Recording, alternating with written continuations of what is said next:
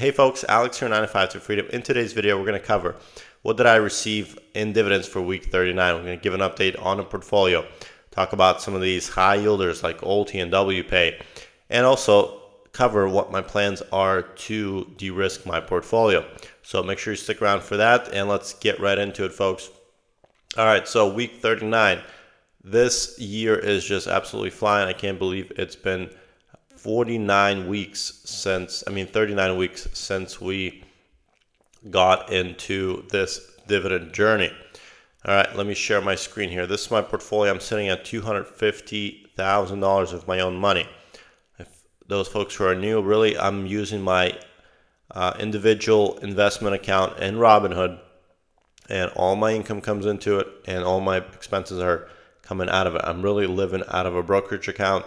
I do have some bank accounts that I use for real estate, but really all of my personal income, everything that I'm paying to live on, really comes out of this. I capitalize on the Robinhood credit card as well for my daily expenses, and that gets me a 3% cash back, which is pretty phenomenal.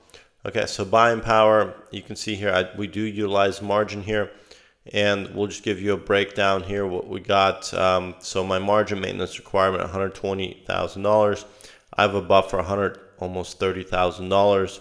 And again, here my portfolio value at $250,000. You can see the annual rate is 5%. Robinhood provides the lowest interest rate out of all the brokers. If you're looking to switch over to Robinhood, I'll have my referral link in the description below. If you use that, you and I both get a free share of stock, which is absolutely free to do. So you can see here 5%. As your margin position increases, your interest rate actually decreases. But that's what we got going on this front. Let's talk about what did we get in dividends. Well, for the week of 39, XDT we got $412, QDT $549, Altis $520, YBTC $451, Maggie $512, Eggs $48, Eggy $108, EggQ $20, which finishes our week for $2,623.54.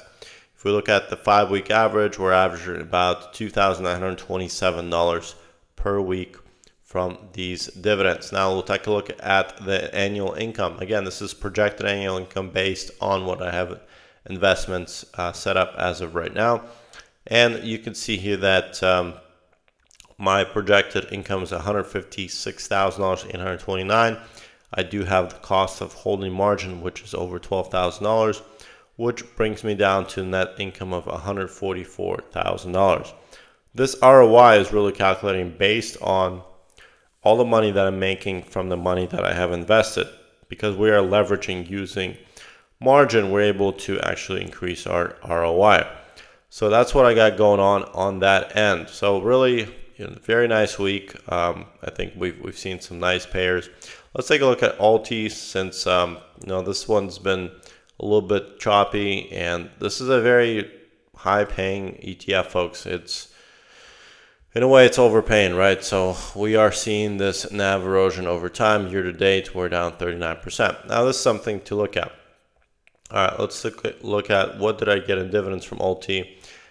Just since I've had the amount of shares that I have, over 5,000 shares. So I received, we'll do a sum here, $2,588 in the past 5 weeks from Altis. Now, if we go to Robinhood Legend, this will give us a breakdown of all the positions. You can see here that Altis, okay, I have 5,701 shares. My average price is $574. Current market price is $547. So I am down on my NAV $1,549.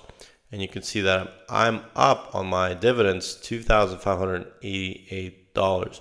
So realistically, folks, I've made $1,000 in the past 5 weeks off of Altis if you subtract my position being down as much. So what does that mean? Well, it means I'm averaging about actually $200 a week from Altis rather than the 500 and $20 that I'm reporting here, which is still not bad. That comes out to about 34% yield for the year, which is still pretty high.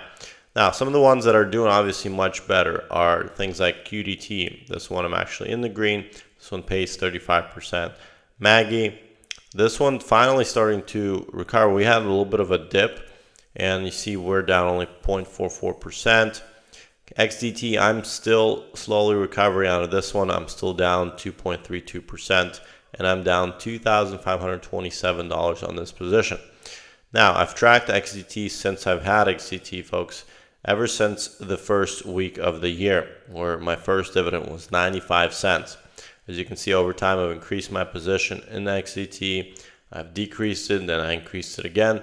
So over time, I've actually made $8,326 from XDTE. And if you subtract what I'm down on my NAV, which is $2,500, if you do the math, that comes out about $6,000 is what I've actually made on XDTE, which is actually really, really good. Okay, think about it this way: $6,000. If you divide $6,000 divided by the 9 months that we've been doing this for, and again, those are not full months, so that comes out to over $660 a month in profit that I'm making on XDTE, which really beats what my income is from some of my rentals, because by the time you pay your loans, by the time you pay for taxes and everything else, if you're getting $300 a month, you're doing great. And an XDTE, I have a position of just a little bit over $106,000. So there's that to think about. Okay, let's talk about. We talked about Altis, SPY, folks. This one's up. YBTC. This is another one that I wanted to talk about. Bitcoin actually climbed pretty nicely in the past couple of days. And one thing I was noticing, okay, so we were up to 122. One thing I was noticing, how much better BTCI was performing versus YBTC. Look at this, 1% up. YBTC was only 0.48% up. So about twice as much of an increase. So BTC, I'm actually up almost 2% on. YBTC, I'm still down 6.79%. So looking to climb out of that. Now you can see that I'm down $3,600. Let's just take a look at how much I've made it here. I've made $3,425 $100. Okay, so I'm actually under on YBTC, and this is a little bit concerning. So this needs to really adjust, and we need to see a little bit of a bull run on this one. I'm not sure what's going on there.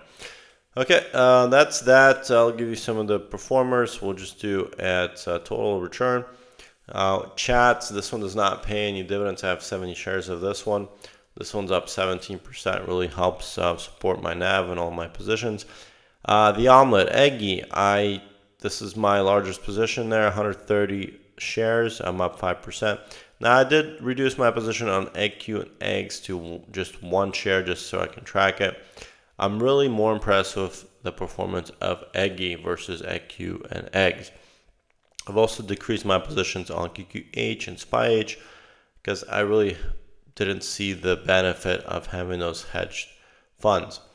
All right, so that's what's going on there. We'll take a look at SMCY. This is another one from YieldMax that I have. I am down $1,700 on this position. What did I make on it year to date? Well, I made $2,200 on it year to date. So really, I've made $500 on this position over the course of the year. So it's a little bit on a downturn, I would say, right?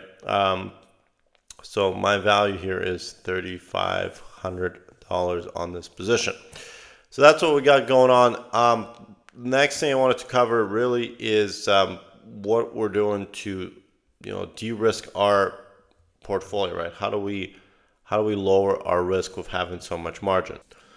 Well, one of the things I've been really soul searching around is what can I do to lower my margin position and still maintain a similar income and uphold my NAV. And that's really what looking at this total P&L, right? We got to see what's actually holding up its NAV.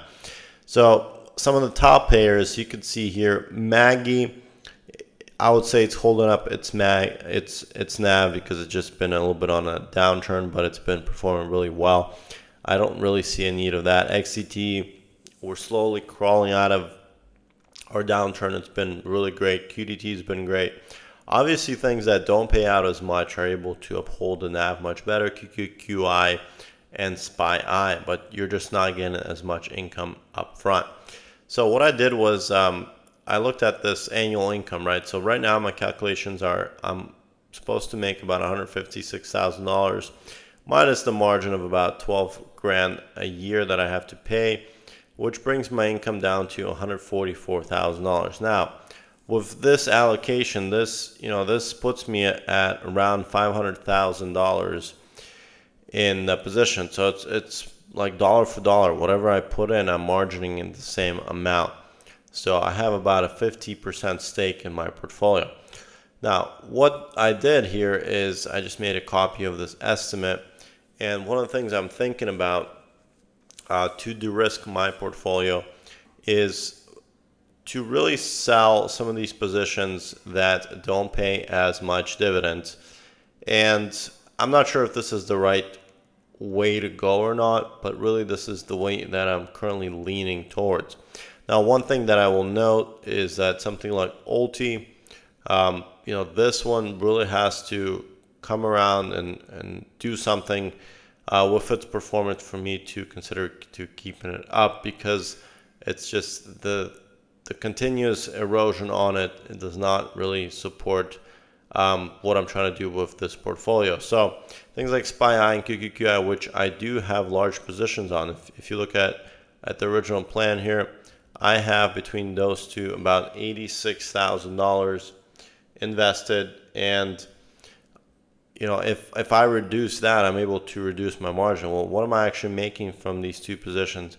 Well, that's only $11,000 per year that I would be making off of that, which again, in the normal dividend world, that would be like loads of money. But in our high yield dividend world, where we just want to make at least 30%, positions like SPY-I and QQQI don't really make too much sense in this world. So if I do reduce those positions, that'll bring the value of my portfolio down to $386,000, which means I'll be borrowing about $130,000 on margin. And basically, at that point, I'm reducing my margin by $120,000. I have to pay less in margin costs, so my margin cost would only be $6,800.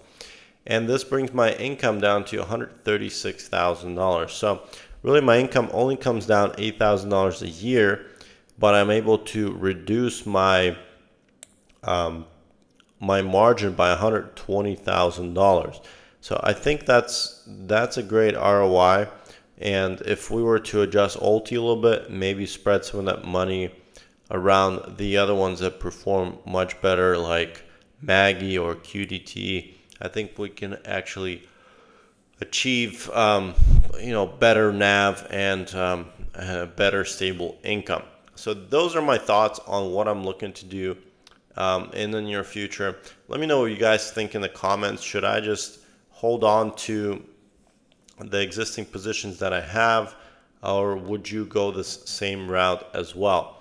But that's what I got for today, folks. Didn't want to make it very lengthy, so I hope you enjoyed this. If you do, please give me a thumbs up, subscribe if you haven't yet, and we'll see you on the next video. Take care, folks.